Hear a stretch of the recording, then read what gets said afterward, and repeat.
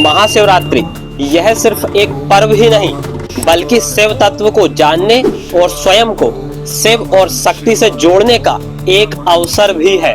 आज तक आपने शिवरात्रि से जुड़ी कई कथाएं सुनी होंगी, पर आज हम आपको शिव पुराण में वर्णित शिवरात्रि से जुड़ी दो पौराणिक कथाओं के बारे में बताएंगे और साथ ही शिव और शक्ति के मिलन से जुड़ी वह धार्मिक गाथा भी सुनाएंगे जिससे शिवरात्रि महाशिवरात्रि कहलाने लगी। शिव पुराण के अनुसार शिवरात्रि से जुड़ी पहली कथा है शिवलिंग के प्रकट होने की कथा। यह कथा तब की है जब ब्रह्मा जी और विष्णु जी के बीच सर्वश्रेष्ठ होने का विवाद छिड़ गया था। ब्रह्मा जी बोले, मैं ही सृष्टि का रचयिता हूँ, अर्थात मैं ही सर्वश्रेष्ठ हूँ। उनकी बात सुनकर विष्णु जी बोले, परंतु मैं संपूर्ण सृष्टि का पालन करता हूँ, इसलिए मुझसे श्रेष्ठ कोई कैसे हो सकता है।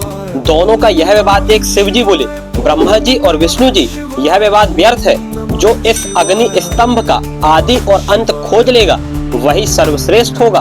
ब्रह्मा जी ऊपर की ओर और विष्णु जी नीचे की ओर जाते हैं, पर वे दोनों ना उस अग्नि स्तंभ का आदि पा सके ना अंत, और वे दोनों लौटकर शिव जी के आगे नतमस्तक हो जाते हैं। और विष्णु जी बोले, हे महादेव, आप ही सर्वश्रेष्ठ हैं, हम आपकी शरण में हैं। वहीं ब्रह्मा जी बोले, मैंने मिथ्या भाषण दिया, फलस्वरूप पृथ्वी पर मेरी पूजा वर्जित होगी। और इसी दिन से इस अग्नि स्तंभ को शिवलिंग के रूप में पूजने की परंपरा आरंभ हुई और इसे ही महाशिवरात्रि के रूप में मनाया जाने लगा। शिव पुराण के अनुसार शिवरात्रि से जुड़ी दूसरी कथा है शिकारी और बेलपत्र की कथा। एक बार की बात है, एक शिकारी अपने तीर धनुष को लेकर शिकार के लिए निकला, लेकिन उसे कोई शिकार ना मिला। वह मन ही मन सोच रहा था, यदि आज उसे कोई शिकार ना मिला तो उसके परिवार को भूखा रहना पड़ेगा। रात हो चुकी थी।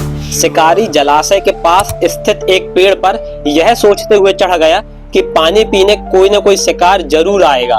उसी पेड़ की जड़ में एक शिवलिंग स्थापित था। रात भर शिकार की राह में जागते हुए वह शिवलिंग पर पानी और बेलपत्र गिराता रहा। यह अनजाने में ही शिव जी की पूजा बन जाती है। सुबह होते ही शिव जी प्रकट होकर बोले, हे शिकारी, तुमने अनजाने में ही सही पर पूरी रात मेरी पूजा की है, मैं तुमसे प्रसन्न हूँ, वर मांग। शिकारी नतमस्तक होकर बोला, हे भगवान, मुझे मोक्ष प्रदान कर मेरी आत्मा की शुद्धि करें। भगवान शिव जी बोले, तथास्तु। इस प्रकार इस रात्रि को महाशिवरात्रि कहा जाने लगा, क्योंकि इस दिन की गई शिव की आराधना से पाप नष्ट होते हैं और मोक्ष की प्राप्ति होती है। तो आइए दोस्तों, अब जानते हैं रामायण से जुड़ी शिव पार्वती विवाह की कथा के बारे में। एक बार भगवान शिव और माता पार्वती कैलाश पर्वत पर विराजमान थे। उसी समय प्रभु श्री राम अपनी पत्नी माता सीता की खोज में जंगलों में भटक रहे थे। तभी भगवान शंकर ने माता पार्वती को प्रभु श्री राम के दर्शन करने को कहा। उसी समय माता पार्वती को यह संदेह हुआ कि मर्यादा पुरुषोत्तम श्री राम ही स्वयं भगवान विष्णु के अवतार हैं या नहीं।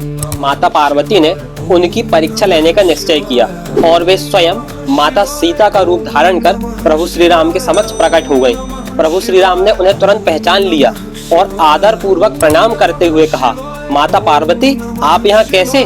और प्रभु शंकर कहाँ हैं? प्रभु श्री राम के ये वचन सुनकर माता पार्वती को अपनी भूल का एहसास हुआ और जब वे कैलाश पर्वत पर लौटी तो भगवान शिव ने उनसे कहा, आप माता सीता का रूप धारण कर चुकी हैं, इसलिए मैं आपको अपने बाजू में स्थान नहीं दे सकता। और भगवान शिव ने माता पार्वती का परित्याग कर दिया। इसके बाद माता पार्वती गंगा के तट पर चली गई और उन्होंने घोर तपस्या शुरू कर दी, जिसके फलस्वरूप पुनः उन्होंने हिमालय राज के घर जन्म लिया और उन्होंने फिर से भगवान शिव को पति रूप में प्राप्त करने के लिए कठोर तपस्या की। माता पार्वती की इस तपस्या से प्रसन्न होकर भगवान शिव ने उन्हें पुनः स्वीकार कर लिया और इसके बाद भगवान शिव और माता पार्वती का विवाह संपन्न हुआ।